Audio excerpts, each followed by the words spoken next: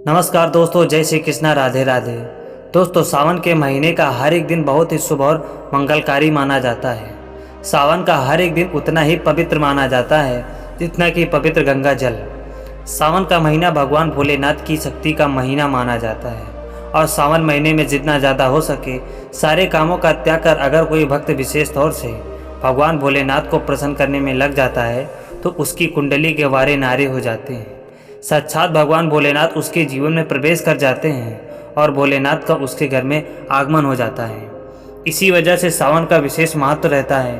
दोस्तों, इस तरह सावन के बारे में बताया जाता है कि जिस प्रकार आप अच्छे कार्य करके भगवान भोलेनाथ को प्रसन्न कर सकते हैं, तो दूसरी चीज़ है कि सावन के महीने में कुछ चीज़ें करने के बारे में कतई मना किया जाता है। इन चीज़ों का अगर आप सावन के महीने में पालन करते हैं तो परिवार में खुशियाँ रहती हैं, अन्यथा आपको दुखद प्राप्ति भी हो जाती है।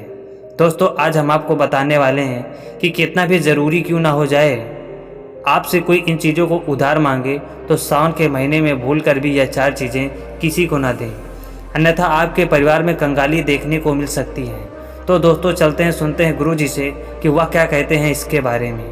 महादेव आपके घर का त्याग कर सकते हैं और वह रुष्ट हो जाएंगे। दोस्तों, आगे बढ़ने से पहले अगर आप भगवान शिव से प्यार करते हैं तो सच्चे दिल से कमेंट बॉक्स में लिखें ओम नमः शिवाय। सावन की हार्दिक शुभकामनाएं और हमारे चैनल को सब्सक्राइब करके इस बेल आइकन को जरूर दबाइएगा। दोस्तों, आज के समय में उधार देना या लेना हर व्यक्ति के जीवन में जरूरी सा हो गया है।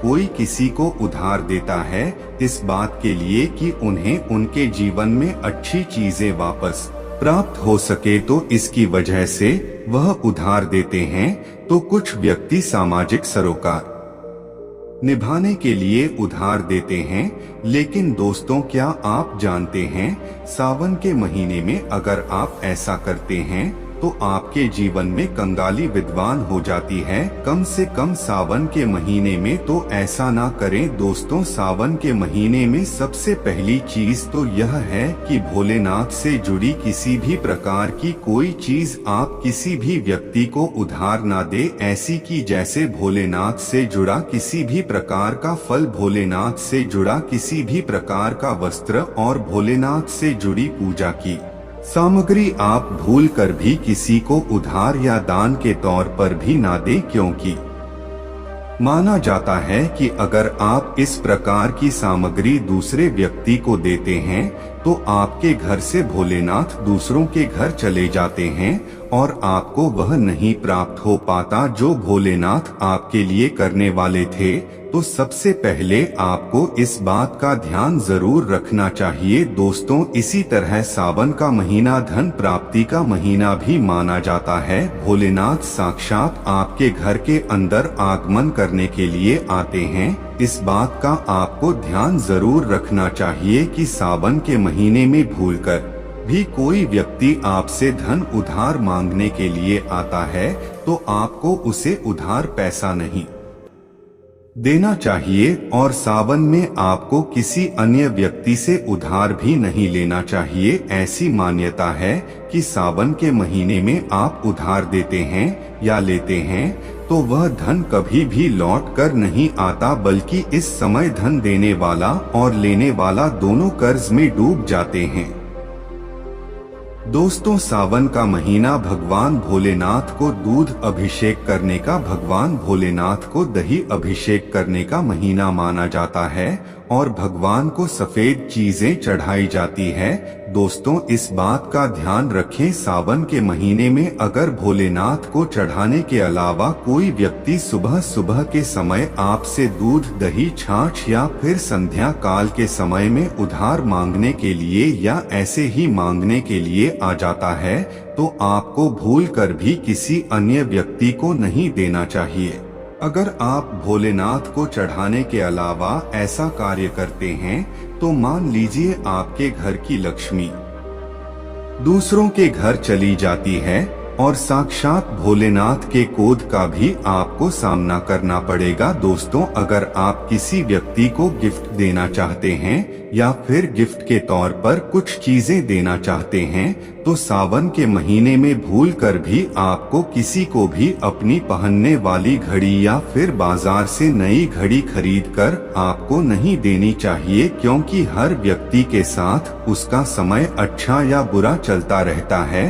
आपको घड़ी किसी से लेने भी नहीं चाहिए। अगर किसी व्यक्ति का समय अच्छा है या आपका भी समय अच्छा चल रहा है, और अगर आप किसी अन्य व्यक्ति को अपना समय दे देते हैं, तो आपको आने वाले समय के अंदर अच्छे परिणाम देखने को नहीं मिलते। इस बात का आपको जरूर ध्यान रखना चाहिए। दोस्तों, सावन के पवित्र महीने में कुछ चीजें ऐसी होती हैं जो आपके घर की सुख समृद्धि से जुड़ी होती है, तो ऐसे में बहुत चीजें किसी भी व्यक्ति को उधार नहीं देनी चाहिए, वो भी संध्या काल होने के बाद। जैसे कि कोई आपसे लहसुन, प्याज, दूध, दही तथा उधार पैसे भी मांगने के लिए आता है। सावन के समय सुबह या फिर सूर्यास्त हो जाता है, तब ऐसे में इन दोनों समय में आपको घर की समृद्धि दूसरों को भूल कर भी नहीं देनी चाहिए। माना जाता है कि अगर आप ऐसा करते हैं तो आपके घर की सुख समृद्धि तथा माता लक्ष्मी दूसरों के घर चली जाती है और आपको उसका अच्छा परिणाम देखने को नहीं मिलता। दोस्तों, सावन के पवित्र महीने में आपको उन बातों का ध्यान जरूर रखना चाहिए जो दान पुण्य से जुड़ी होती है। दान पुण्य करना हिंदुस्तान की परंपरा रही है। हर व्यक्ति दान पुण्य करके सावन के पवित्र महीने का लाभ उठाता है, लेकिन सावन में आपको दो प्रकार के वस्त्र ना तो खरीद कर लाना चाहिए और ना ही किसी व्यक्ति से लेना चाहिए और ना ही किसी व्यक्ति को देना चाहिए। इसके अंदर पहली चीज तो होती है काले और सफेद कपड़े। आप विशेष रूप से ध्यान रखें, भूल कर भी किसी भी सुहागिन महिला को सफेद कपड़े उधार या फिर दान दक्षिणा के तौर पर नहीं देनी चाहिए। माना जाता है कि अगर आप ऐसा करते हैं तो उसके वैवाहिक जीवन को यह प्रभावित करता है और उसके वैवाहिक जीवन में दुख आ जाते हैं। तो इसी वजह से इसका ध्यान रखना चाहिए। दोस्तों, विशेष तौर पर काले कपड़े आप किसी को भी दान के तौर पर या उधार के तौर पर सावन के महीने में नहीं देनी चाहिए। ऐसी मान्यता है कि अगर आप ऐसा करते हैं तो सामने वाले व्यक्ति के जीवन में कंगाली आ जाती है और देने वाले व्यक्ति के जीवन में राहु दोष लग जाता है और साक्षात भोलेनाथ उस व्यक्ति से क्रोधित होने लगते हैं।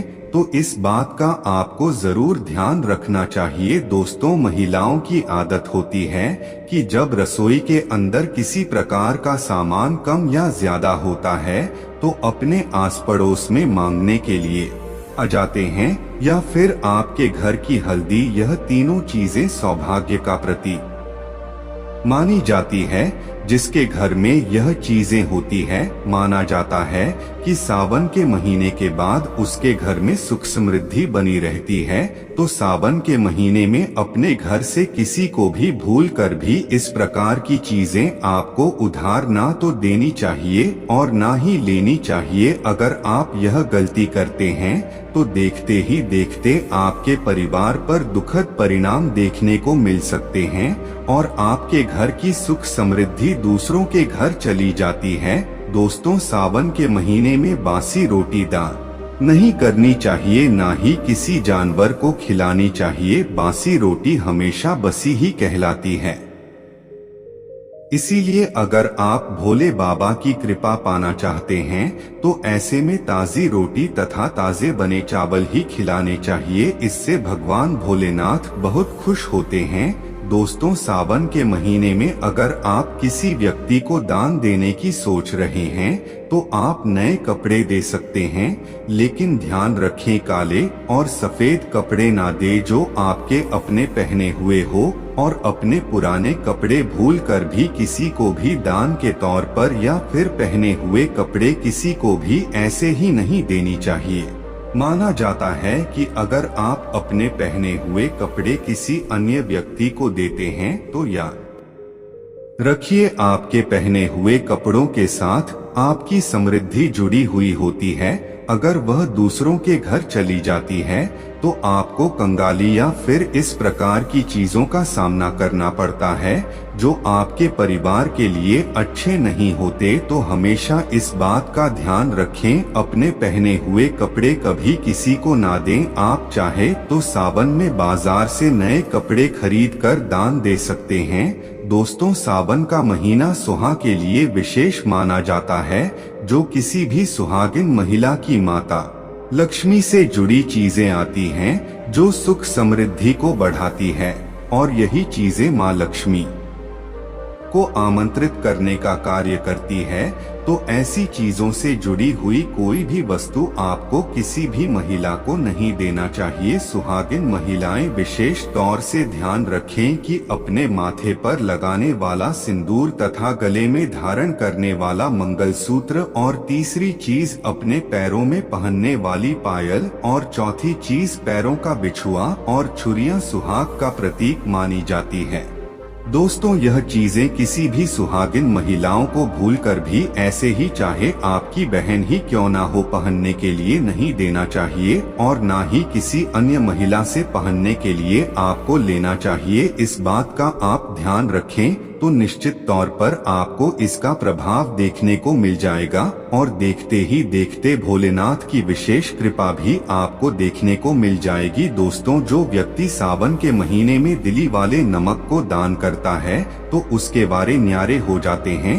भगवान भोलेनाथ की कृपा उसके ऊपर सदैव बरसती है। सावन में नमक का दान हर हाल में आपको करना चाहिए। अगर आपको सुख समृद्धि की इच्छा है, भगवान भोलेनाथ की असीम कृपा पाना है, तो सावन में नमक का दान करना ना भूले। नमक का दान करने से पहले उसमें दक्षिणा अवश्य डालें तथा थोड़े चावल भी दान करें। नमक का दान सर्वश्रेष्ठ माना जाता है।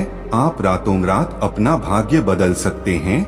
दोस्तों, अगर आप वाकई में भगवान शिव से प्यार करते हैं तो कमेंट बॉक्स में हर हर महादेव अवश्य लिख कर जाएं। भोले बाबा आपकी सभी मनोकामना अवश्य पूर्ण करेंगे। और हाँ, इस वीडियो से कोई भी सवाल है तो आप कमेंट बॉक्स में जरूर लिखें।